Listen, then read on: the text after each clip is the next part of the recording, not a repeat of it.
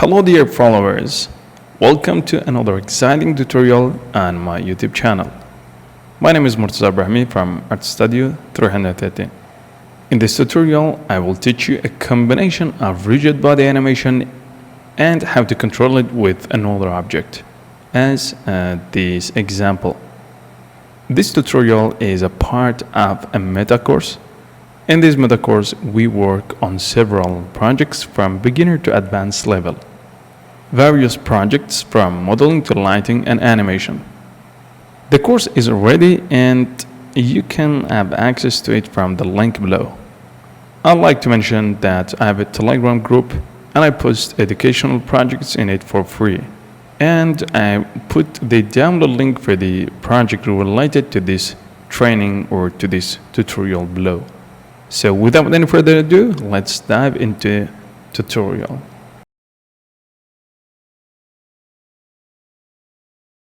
If you found this video helpful, please consider to subscribe and like and turn the bell button so that every time that I put a new tutorial, you will be informed. So let's create a new project. You can press Ctrl N and we go to General. So we are in a new project. We can press A to select everything and press X to delete them. The cool add-on, its name is Screencasting. Now, so we press Shift A and we add a UV sphere. We can right click to shade the smooth part. I like to press Ctrl 1 to subdivide it. You can keep it low poly as it is. Then let's shade smooth by angle. Now it is really smooth. So first of all, we need to go to this icon that comes for object properties. Then we go to viewport display and display as bundle or wire. So bundle is something like this and wire is, we will see it in a wire frame. But if I add a new cube or a new sphere, we will see it as a solid mode inside solid mode. So this is really helpful, allows us to see what is inside it. And then let's right click to make it smoother. And now I scale it down. If I just press N, we go to item, you can see that its scale has been changed. It is important in physics, when we use physics, to apply the scale. And boom, it is applied now. So let's save it if you want. I just name it rigid body tutorial and save. So now we are looking from one of these angles. You can press 1, 2, 7 and 9 to switch between different orthographic mode. And then we select the body. We can name it to passive. And this one is going to be the, actually if I just apply this, so let's select this first. And we click on physics, rigid body. So we will set it to passive. And then make sure to open up collision, which is open by default, and then set this one to mesh.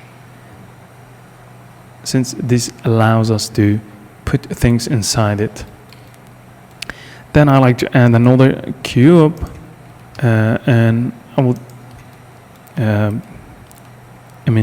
show you something else with this one. And then let's click on this one. First we need to press F2 to name it. We can name it to active as its name. Then we leave it as an active. So the mass for this model is not going to be 1 kilogram. We can set it to a lower number like 0.05, and that's it.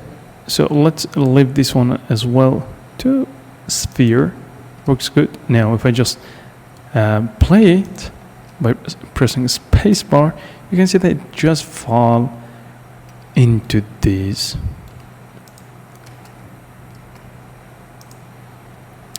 So that's about it. And if I just open up the surface response for both passive and the actually surface response for the active object. So you can see if I just apply, there is no bounciness because the bounciness is off. So we can put it to about half for both of those, and as soon as I apply it once, so until now we don't see nothing. So let's move the friction for both of those to 1. Let's try this one, the bounciness. Now you start to see something.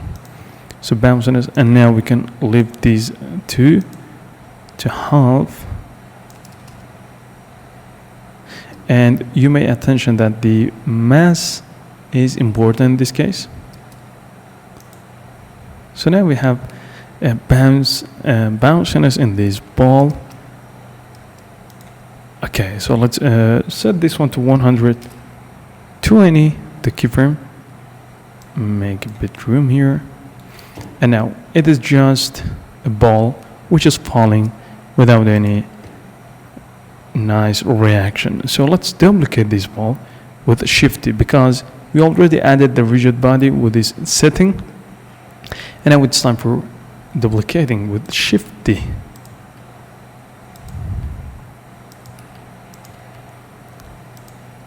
Now let's play.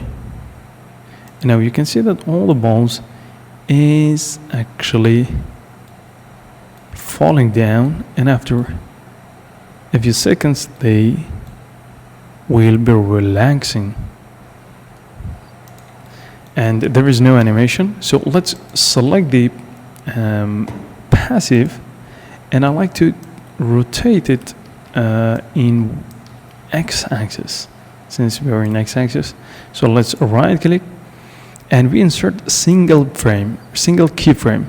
Then we go to the last frame by this one, by click on this, and then I like to rotate it around 800 or so, and then insert single frame. Then if I just click, you can see there is nothing is happening. So let's expand it to 200. Oh, not 2200. Hold on Control and move this one back at frame 200. As you can see, this ball or this animation, it actually has nothing to do with balls, and the balls just playing as they was before. So that's because we need to click on this animated. As soon as I click on animated, you will see the ball is starting to, actually it starts to react with the big ball, or this biggest sphere. So, and you can start to see it. And just rotate and rotate. So what if I just add some small details around here? For example, let's look at from one of the sides, and I like to select what is inside. Let's press 3 for face, and I like to select what is that which is selected. So let's select from outside, from this part. For example, I select, we can press 3 and we select these 2 small faces, this face. So make sure to be in wireframe mode to be able to select even the face at the back side. Now we are able to do it. Then I like to press Alt E and face extrude face along normal. Face along normal. Now as you can see, if I just rotate, these two is actually moving the balls in a better way. So we can press Ctrl Z to avoid that. And instead of that, I like to use another method. So we can select one of these balls and we scale it down, and make sure to apply the scale later. And I like to move it somewhere around here, and I like to move another one here. So make sure to it doesn't stick out. of the big ball. Then we can press Ctrl A to apply the scale for both of these. And you can see that actually we have all the setting for this. And I like to set it to the, we go to visibility, and I like to turn on this one for the render mode. So it is still there, but let's click, go back to the physics, and I like to set it to animated. Now it doesn't move, but it actually affects the other balls. It actually reacts to the other balls. So let's do the same thing with this one. And now we select both of those. We want to click on show in viewport and render mode. You can see it. This one is actually move, and we will hit that, and it reacts with that. But it doesn't. Seems that there is nothing. It is invisible. We can do the same thing with this one and make it invisible. And now we will see more actually reaction out of those, because these balls is these will be affected by those balls. You can see it is still here. You can see this is still here, and if I just grab one of those, you can go and click. You see it is there. And we can even animate some of these. For example, I like to remove the timeline here. Then we can move this one towards the X or for example X-axis or Z-axis. Let's move it in the X-axis, right click, and then we move it here, and then we move it in X-axis towards this way, and right click, and we move it back again here. Okay, so now it is animated. So if I just would go back, you can see how it will affect the rest. And we can do it a couple of times. And you can see how it will actually react with those. So this is some of the method which we can use. So we can even make the animation a bit faster by moving these keyframes a bit closer. You can see. And let's select these two keyframes, so we will stop it.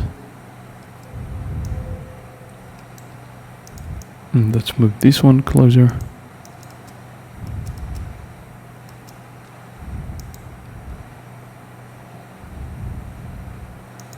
And now there is no animation, and we have animation here.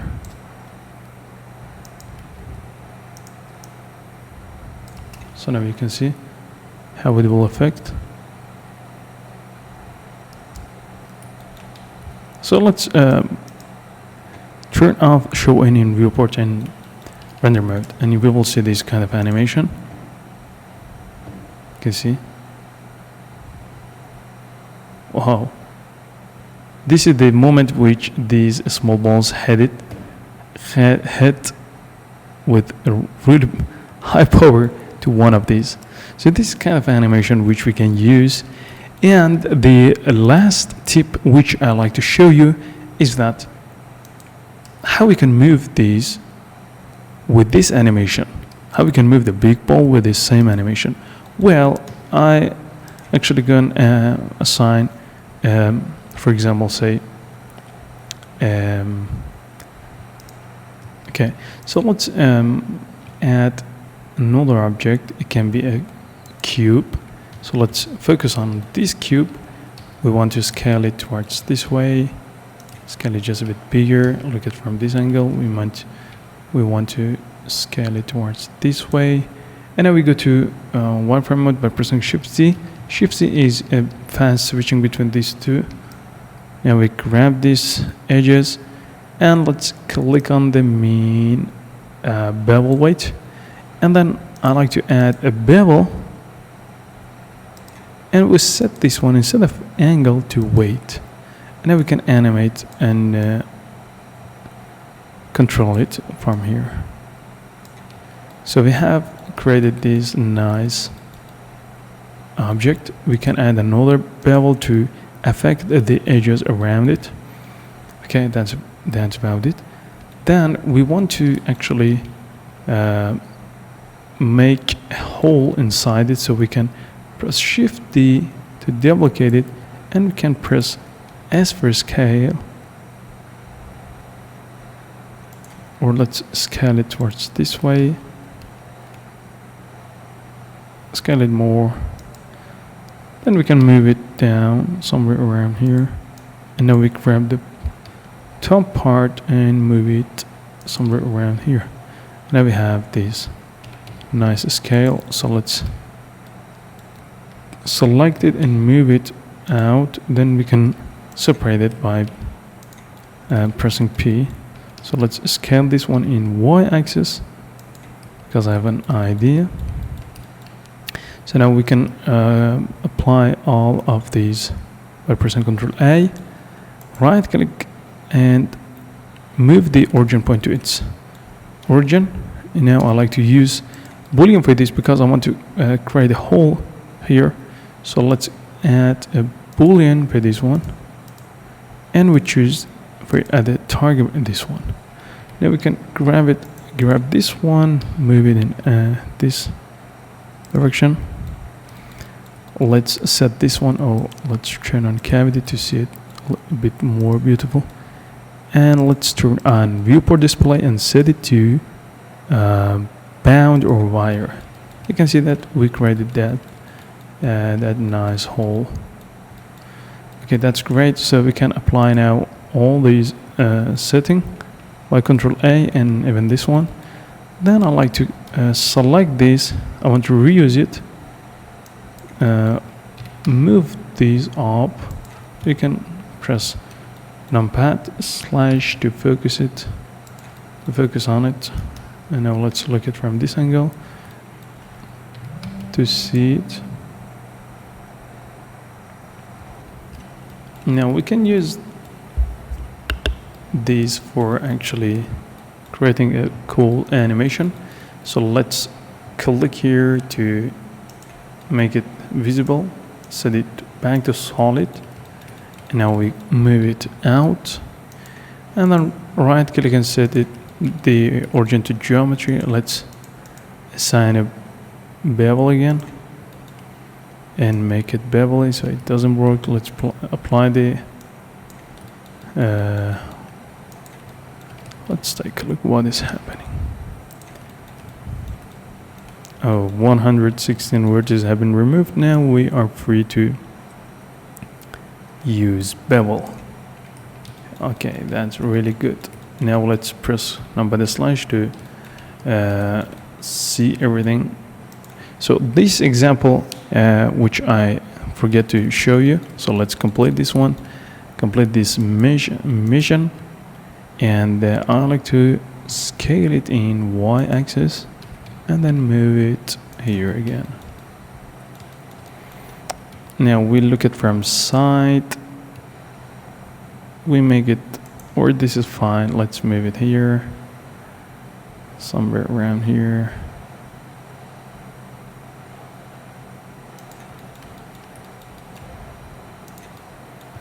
Okay, and now we can actually from frame 5 we can look at from this perspective, and then we select this bigger UV sphere.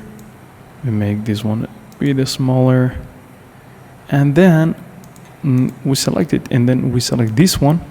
We can press Ctrl P to parent it, and that's it.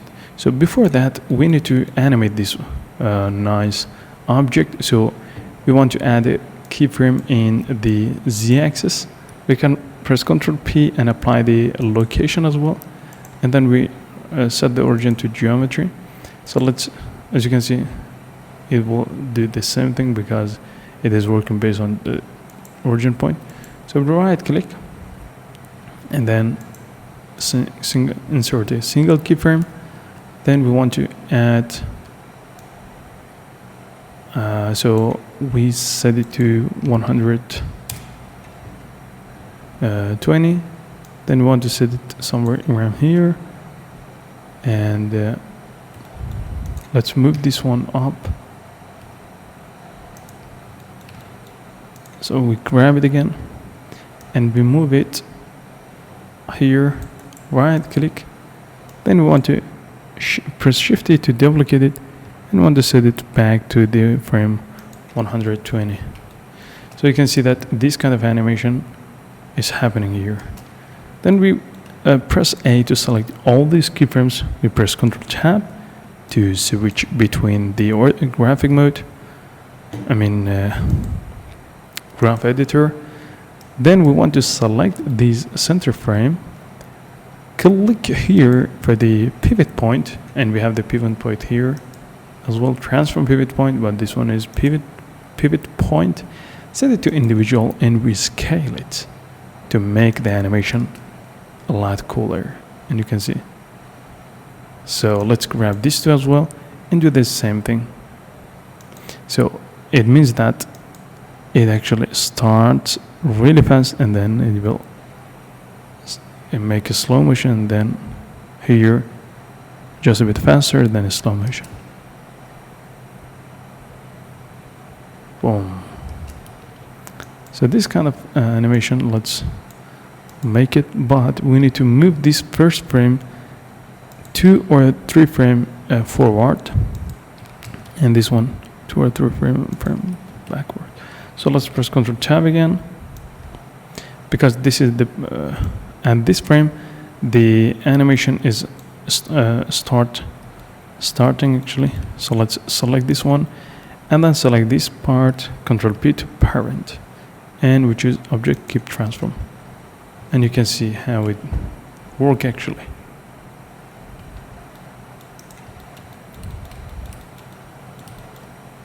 Oh, that's really interesting.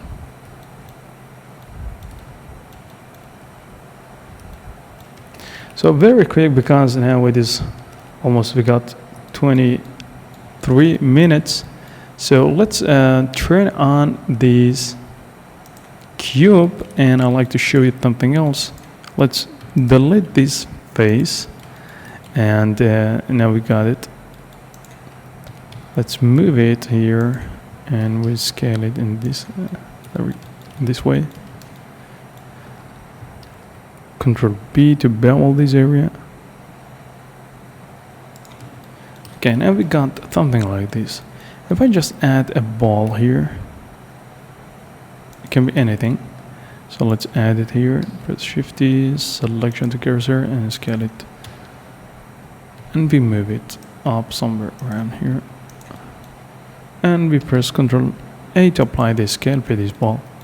Now, if I just select the physics and so here we have it. If I select the rigid body and we set it to passive, and this one to rigid body and active, with 1 kilogram looks fine. So let's move from here. You can see that it falls, but it stayed right there. You know, if I just play around with these frictions, you will see this kind of effects, but it doesn't allow us to go inside it. So we can actually set in this situation, set the shape to mesh as we did for this sphere. In this case, you can see that it actually passed through it, but we need to set the friction for both of these to 0, and of course the bounciness 2.3 or so. And now you can see this. We feel that it is really heavy.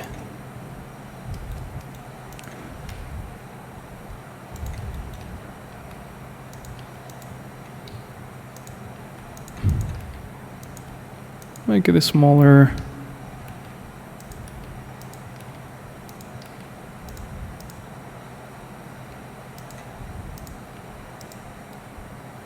And select everything, Ctrl A, and apply the scale for all of these. Then let's take a look and we will see this kind of nice result.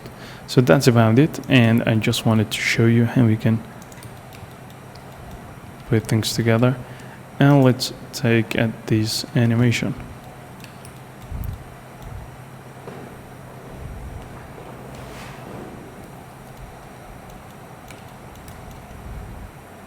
So I hope you like this tutorial, and as I said, this is a part of a meta course.